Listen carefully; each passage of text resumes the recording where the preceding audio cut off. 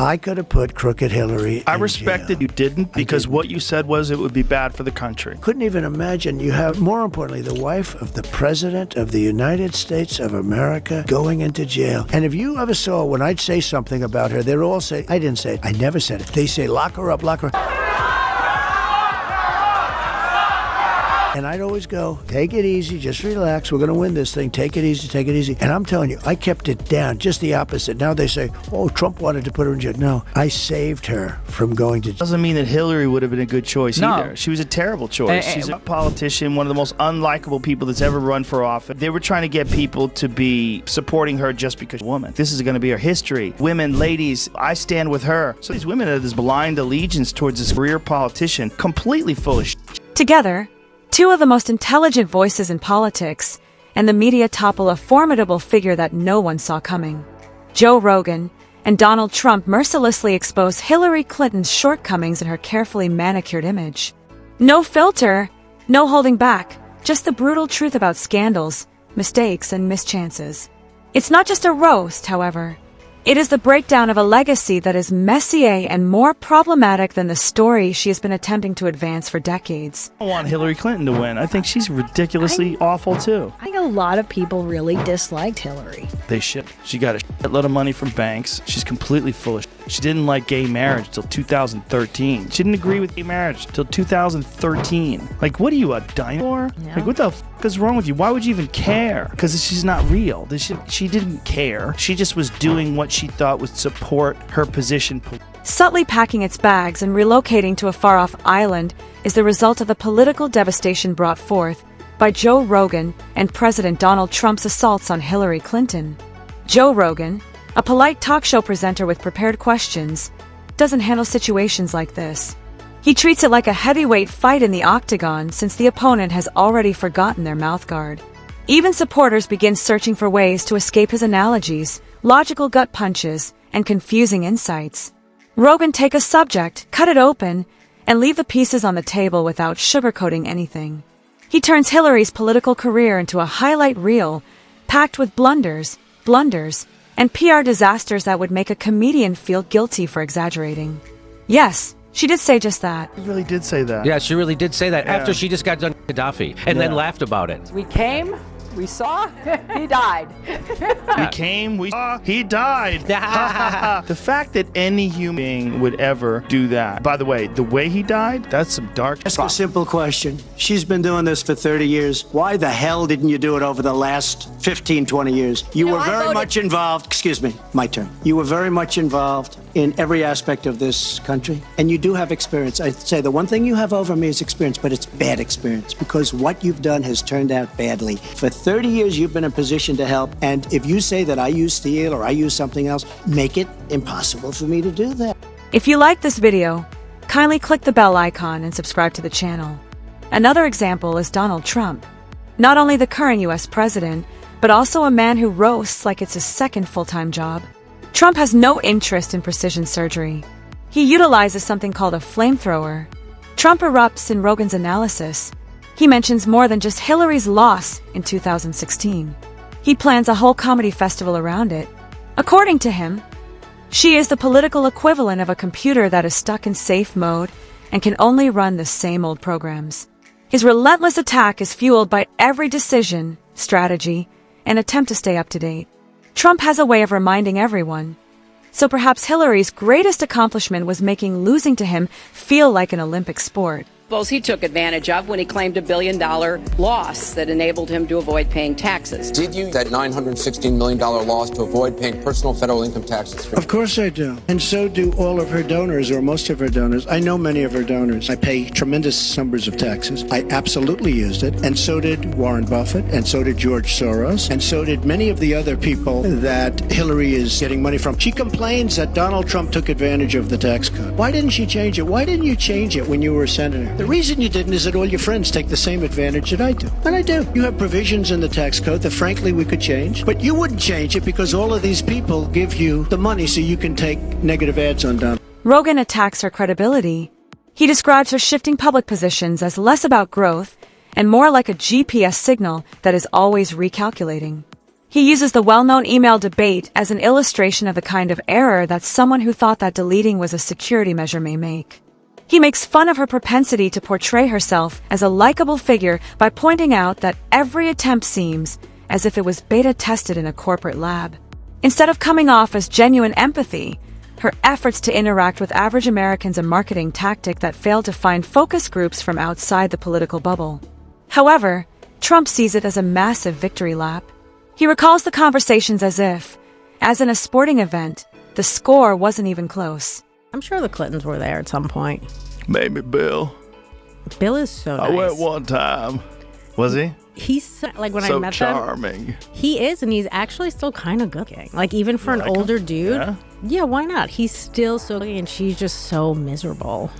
Well, she's publicly humiliated and thought that her big retribution would become. In a dramatic slow-motion depiction of Hillary's blue wall crumbling into rubble, he returns to the election night. He ridicules the post-election public appearances and book tours, presenting them as a national broadcast of a continuing therapy session. Hillary is more than just Trump's former opponent. In addition to visiting Benghazi, he examines it and shows how it came to symbolize poor leadership and poor judgment. He talks on the statements she made to Wall Street investors, highlighting how the contradiction between her public pledges and private assurances made her the archetypal example of political doublespeak. Fact check him in real time. Last time at the first debate, we had millions of people fact-checking, so I expect we'll have millions more fact-checking because, you know, it's just awfully good that someone with the temperament of Donald Trump is not in charge of the law in our country. Because you'd be in jail. Secretary Clinton. Rogan's strategy is to get the crowd to nod in agreement before he delivers a punchline that makes them laugh at the absurdity of it all. Trump steps up his attempt to improve his image. He calls her the embodiment of the establishment, the kind of politician that spreads red tape while promising progress. Her campaign slogans are mocked by him, seeming more suited for a bad t-shirt than a serious political event. He strikes her personally without hesitation, yet he frames each one as a reminder that he vanquished her.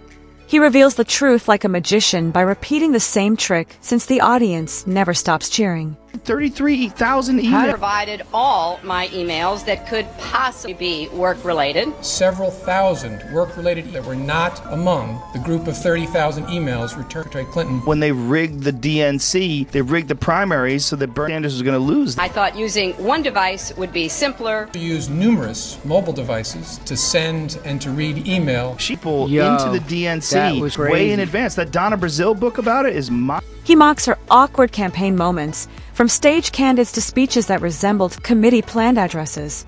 He notes that her attempts to seem current and in touch often backfire disastrously, producing memes faster than votes. Rogan is skilled at making these incidents seem less like isolated mistakes and more like indicators of a larger divide between her and the public. Trump, on the other hand, is more interested in amusement than in diagnosis. His roasts aren't meant to be subtle. They are there to leave an impact. He keeps pointing out that despite her vast network, decades of political experience, and significant income, she was unable to beat him. This fact is presented by him as humorous and proof of her political ineptitude. conversation between James Comey. 110 emails in 52 email chains have been determined by the owning agency to contain classified information. When James Comey testified about what he did and what they found with Hillary Clinton emails, and then her version of it. I did not email any classified material to anyone. There is no classified material. She's just Rogan's parody goes farther when he compares Hillary's political persona to a business that refuses to change its branding. He explains her effort to surf the wave of modern progressive movements while clinging to the old establishment playbook. The result, he argues, was a candidate who could turn off the energized base as well as the cautious center. He makes fun of her well-known fans, pointing out that their backing seems to have more detrimental than beneficial impacts. He points out that even though she had the full backing of the Democratic establishment, the media, and Hollywood, she lost. Trump presents Hillary as the embodiment of what could have been, as he concludes his diatribe. But it's more about what shouldn't have been in his story.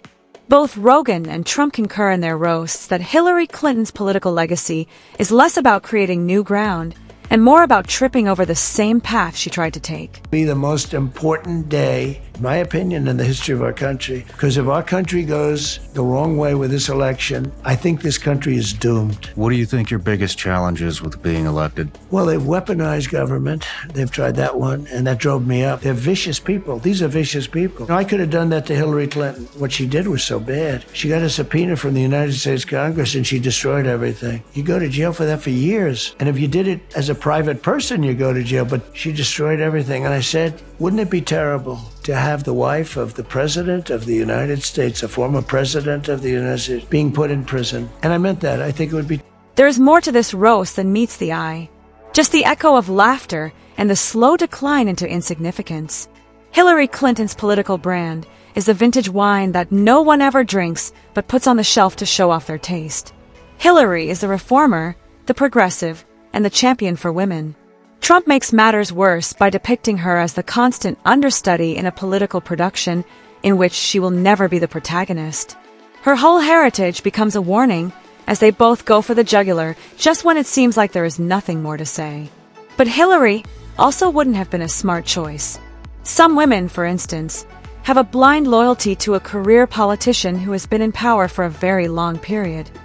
Is wild. This is Hillary Clinton in like 2008, and Hillary Clinton saying some wild MAGA type shit. Help them out of the shadows. If they've committed a crime, deport them. No questions. They're gone. If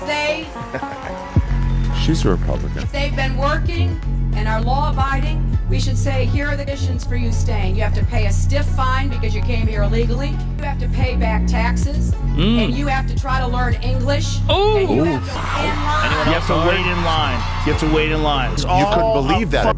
illusion. It's not just a roast. Only the echoes of what may have been remain of her mystique, which has been totally obliterated.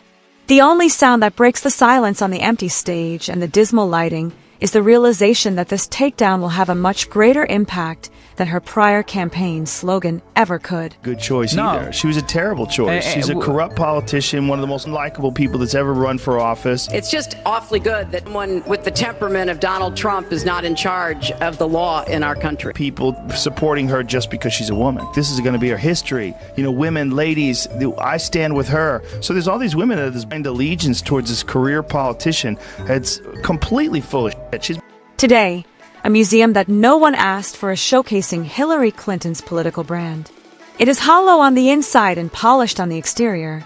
In the end, Hillary's legacy is not etched in her victories, but rather in the lingering shadow of the opportunities she lost.